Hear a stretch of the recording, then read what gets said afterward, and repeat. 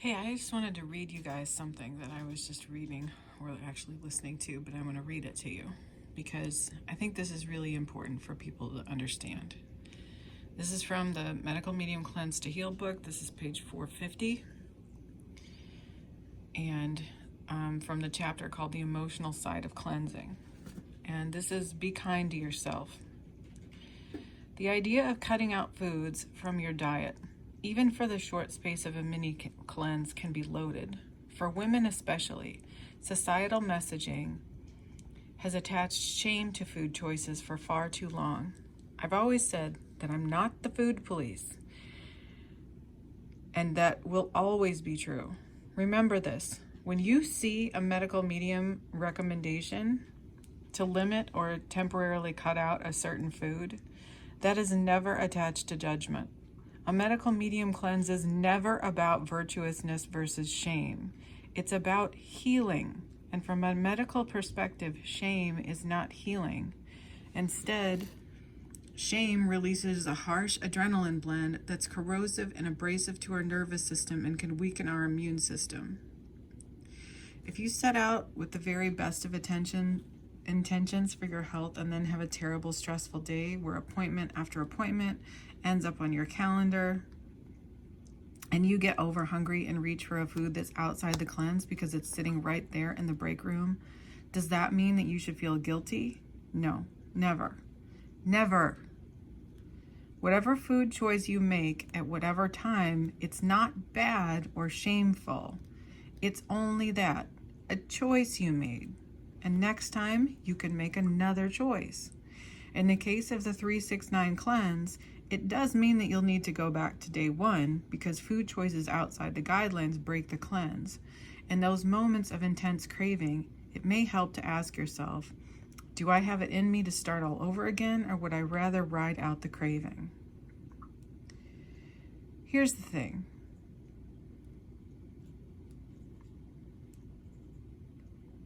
Well, what I want to say about this, I'm just going to show you my spinach soup and my food right now. But what I want to say about this is that, like he said, medical medium is not the food police. It's not about shaming someone for choices they make. It's not about telling someone that they shouldn't eat a certain way or whatever. It's about healing and giving us the tools we need to heal. He is trying to share with us the information that is going to best help us along our healing journey. If you want to make other choices, that's great, that's fine. But it's not toxic thinking to be aware of the fact that certain foods have certain effects on our body. That's actually incredibly healthy thinking. That's great to know because you have the truth. You are armed with the truth and you know what these foods are going to do for your body.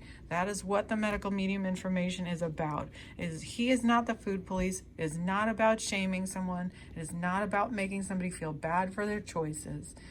It is about being empowered to make the best choices for our health. And if we have a symptom or a condition, knowing that certain unproductive foods can actually hinder our healing if we add those in. And that is a crucial detail that is really important to know. And I feel that I have seen people miss this detail and think that it's all about, like, I have to do this in a certain way or else it's horrible. Or if I'm concerned about what I'm eating or thinking about what's going into my body, that, like, it's toxic thinking. Like, really? Okay. So, and furthermore, okay, so he even says, when you eat a food that you know doesn't take you closer to feeling relief from your symptoms, self-punishment shouldn't come into the picture.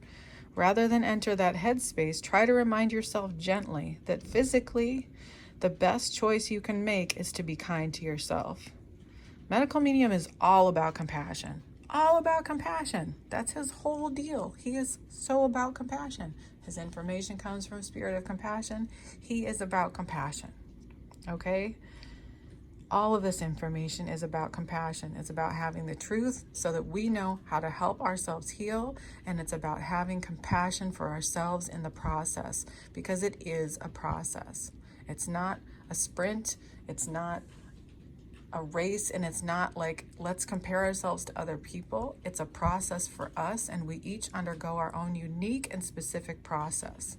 And that is so important. It is so important to know that and to honor yourself in your process. It's huge. And if you feel like you can't do that, reach out to somebody in the community and say, man, I'm having trouble having compassion for myself. I did this thing and I'm judging myself about it. And I bet you anything that person in the community will say, hey, don't do that. Don't judge yourself. You're a human being. We're going through a process. So he says, rather than enter that headspace, try to remind yourself gently that physically the best choice you can make is to be kind to yourself.